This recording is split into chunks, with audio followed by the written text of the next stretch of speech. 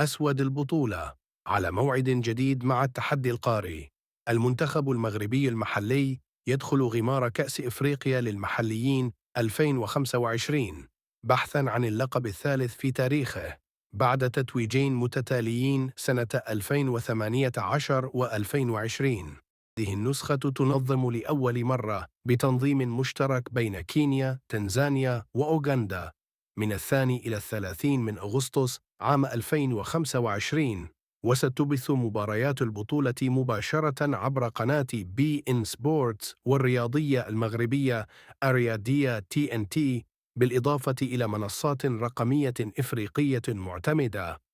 المنتخب المغربي أوقعته القرعة في مجموعة قوية تضم كينيا، البلد المضيف، أنغولا، زامبيا والكونغو الديمقراطية.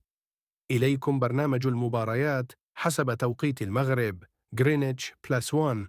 الأحد 3 من أغسطس، المغرب أنغولا 4:00 مساء. الأحد 10 من أغسطس، المغرب كينيا 1:00 ظهرا. الخميس 14 أغسطس، المغرب زامبيا 3:00 مساء. الأحد 17 من أغسطس، المغرب الكونغو الديمقراطية 1:00 ظهرا. 4 مواجهات مصيرية أمام مدارس كروية مختلفة، والهدف واحد: الصدارة والتأهل نحو الأدوار الإقصائية.